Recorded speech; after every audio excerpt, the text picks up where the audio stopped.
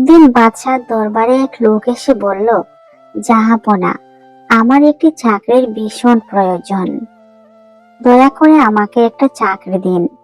বাদশা লোকটিকে জিজ্ঞেস করলেন, তোমার কি যোগ্যতা আছে? লোকটি বলল, হুজুর, আমি মানুষ বা প্রাণীর মুখ থেকে তার বংশ পরিচয় বলে দেই। বাদশা মনে মনে বললেন, বাহ, চমৎকার তো, তাহলে দেখা যাক। লোকটাকে পরীক্ষা করে তিনি লোকটাকে তার গোড়ার আস্তাবলে ব্যবস্থাপক নিযুক্ত করলেন।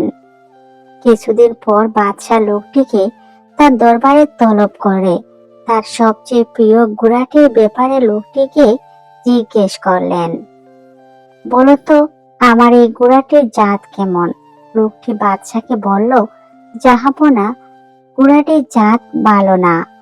একথা শুনে বাদশা ভীষণ রেগে গিয়ে লোকটাকে বললেন, কি বলছো তুমি?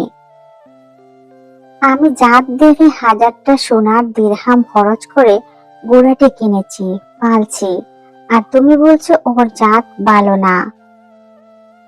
লোকটি তবুও তার কথায় অনড় রইল।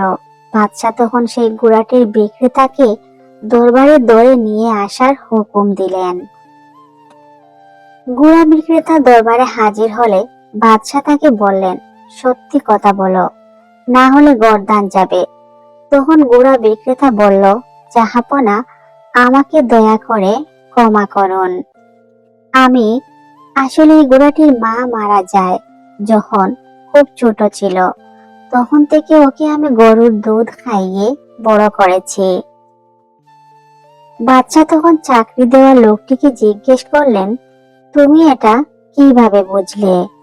লোকটি বলল, জাহাপনা, ঘোড়ারা মাথা নিচু করে খাবার নিয়ে মাথা উঁচু করে খায়। এই ঘোড়াটি গরুর মতো মাথা নিচু করে খাবার খায়। বাদশাহ লোকটিকে খুশি হয়ে কয়েকশো মুরগি উপহার দিলেন। কিছুদিন পর বাদশাহ লোকটিকে দরবারে তলব করলেন এবং বললেন, আমার রানীর বংশ কেমন তা আমাকে বলতে হবে। লোকটি বলল, জাহাপনা, আমাকে কয়েকদিন সময় দিন। কয়েকদিন লোকটা এসে বাদশার দরবারে উপস্থিত হয়ে বলল, জাহাপনা, রানীমাতার বংশের ব্যাপারে কিছু বলার আগে আমাকে কথা দিতে হবে যে আমার উপর রাগ করে কোনো সিদ্ধান্ত নিবেন না, আগে যাচাই বাছাই করবেন। বাদশাহ বললেন, ঠিক আছে, তাই হবে। তখন লোকটি বলল, রানীমাতা কোনো রাজবংশের মেয়ে নয়, তিনি এক সাধারণ পরিবারের মেয়ে। বাদশাহ এবার সত্যি সত্যি রেগে গেলেন। নিজে দেখে শুনে পিতামাতার পছন্দসই অন্য রাজ্যের মেয়ে বিয়ে করেন বাদশাহ, আর বেটা বলে কিনা সে রাজবংশের মেয়েই না। যাই হোক, বাদশাহ কথা দিয়েছেন আগে যাচাই বাছাই করবেন। তাই বাদশাহ তার শাশুড়িকে চেপে ধরলেন সত্যিটা বলার জন্য।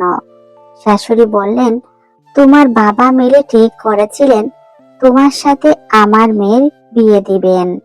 আমার মেয়েটা 6 মাস বয়সে মারা গেল। আমরা ওই বয়সে অন্যের কাছ থেকে একটা ওই বয়সের মেয়েকে নিয়ে এসে লালন পালন করি।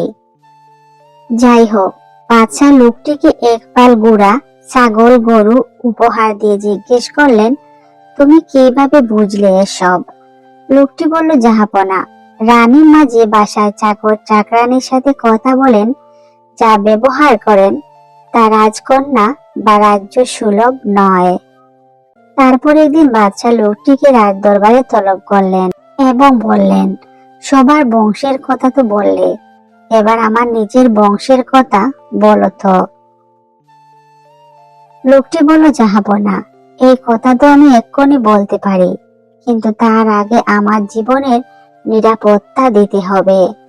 তখন বাদশাহ বললেন, যাও দিলাম। লোকটি তখন বলল, জাহাপনা, আপনি কোনো রাজ্য বংশের ছেলে নয়, আপনি একজন কৃষকের সন্তান। বাদশাহ মনে মনে কিভাবে লোকটির গর্দান নেবেন ভাবতে থাকেন এবং তার মায়ের কাছে গিয়ে জিজ্ঞেস করলেন। মা বললেন, আমার কোনো ছেলে সন্তান না জন্মানোর কারণে যখন রাজত্বঘাতীদের কাছে রাজত্ব হারানোর আশঙ্কা দেখা দেয়, তখন এক কৃষক পরিবার থেকে তোমাকে এনে দিয়েছিলেন একজন বিশ্বস্ত উজির। বাদশাহ তখন বললেন, লোকটাকে জিজ্ঞেস করলেন, আমার ব্যাপারে তুমি কিভাবে বুঝতে পারলে? লোকটি বলল, এটা সহজ ছিল জাহাপনা। আপনি সত্যি রাজা বাদশার সন্তান হলে উপহার দিতেন হীরে, মুক্তি, জহরত, মণিমুক্তা।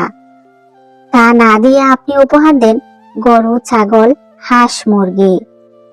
আর রাজপ্রাসাদের অনুষ্ঠানে অতিথিদের রাজকীয় খাবার হিসেবে আপ্যায়ন না করিয়েও, ধর্মীয় অনুষ্ঠানে মিষ্টান্ন বিতরণ না করিয়ে সর্বদা খিচুড়ি দিয়ে আপ্যায়ন করান, যা রাজবংশের কোনো ছেলের পরিচয় নয়।